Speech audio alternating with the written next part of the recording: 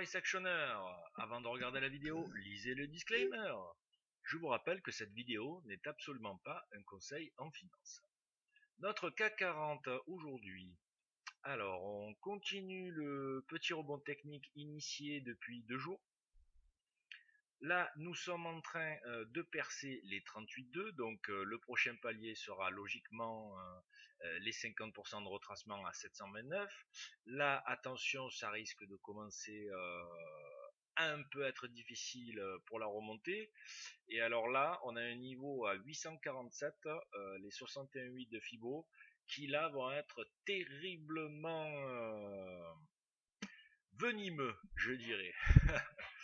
Alors, en 1 heure, nous sommes toujours sur notre wedge bear flag, donc ce qui conforte, je dirais, mon optique de break par la baisse, et là est le coup d'arrêt, si vous voulez, à partir des 50%, allez au pire les 61,8, mais pour moi, si on reste dans cette wedge bear flag et qu'elle se concrétise, l'objectif logique sera l'atteinte des 428, des 228, pardon, excusez-moi, 4228 pour aller chercher le bas. Et là, par contre, attention, les affaires vont devenir très dangereuses pour les bullish.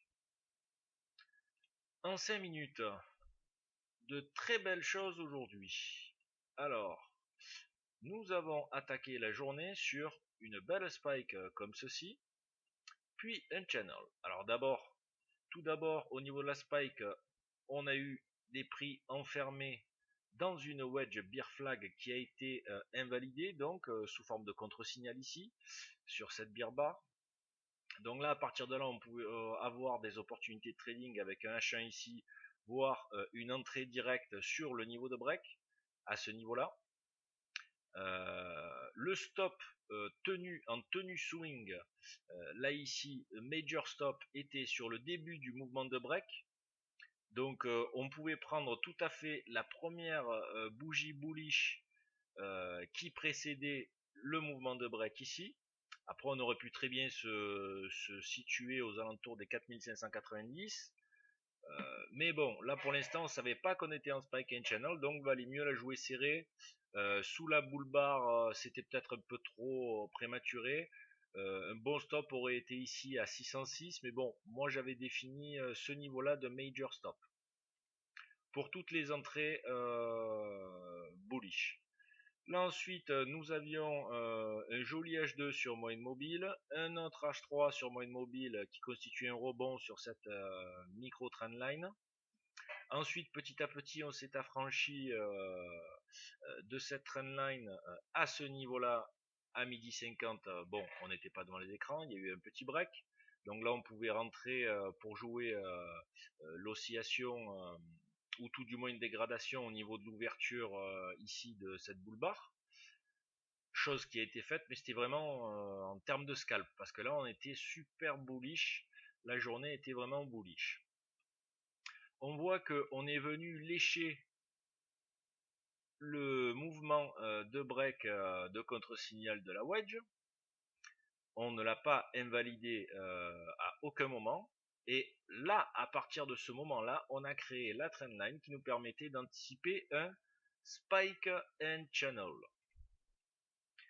Donc là, nous avions une belle opportunité sur ce two bar reversal ici, pour rentrer dans la tendance et anticiper un higher low suite au point bas ici, au higher low major qui avait été créé pour suivre la tendance. Ah, voilà. Là, on a eu comme par hasard un gros rejet sur la projection du channel qui nous confirmait là encore qu'on était bien dans une figure de type spike and channel. On a eu une grosse bear leg qui a été ensuite corrigée par un très beau H1 et là un H2 en reprise. Donc là, il était tout à fait possible de rentrer comme Pascal nous l'a fait remarquer, malgré la grosse bear leg qui faisait peur. Le canal n'était pas fini, donc là on a overshooté et quelque chose de très intéressant s'est passé ici. On a eu donc, ça c'est une leçon de price action, on a eu 5 à 6 barres en overshoot au-dessus du canal, et puis on a corrigé directement, et là on réintègre le canal. Donc l'objectif numéro 1, ça va être bien sûr le bas du canal. Et là ensuite, une fois qu'on sera arrivé sur le bas du canal, si on break à la baisse, il y a de fortes chances pour qu'on se dégrade comme ceci sous forme de canal ou de wedge jusqu'au bas de notre figure de spike and channel. Donc l'objectif final, je dirais, de cette figure en 5 minutes sera 4590. Allez, on va prendre un chiffre rond, 4590, donc niveau d'ouverture du jour. À voir si les prix vont réaliser ceci ou pas. Mais bon, là on est sur une leçon de price action. J'ai posté le trade avec des explications un peu plus approfondies sur cette zone là. Voilà. Et pour demain, donc quoi attendre? Bien, comme je vous l'ai dit, c'est surtout le 1 heure en fait qui m'intéresse, pas le journalier. Là pour l'instant on est toujours dans les clous pour aller sur le bas de la wedge. Donc là ça nous donnerait encore un niveau beaucoup plus intéressant. On est sur le 5e swing. Donc ça, là on est sur le swing de break, on est en mode breakout. Donc là il sera judicieux même de placer des systèmes d'options sur les deux bornes à ces niveaux là. Et bien sûr le break de la wedge, bon on n'y est pas encore, hein, mais nous amènera avec un objectif en tenue swing sur les 230, comme je vous l'ai dit tout à l'heure. Voilà. Donc je vous souhaite de passer une excellente soirée et je vous dis à demain.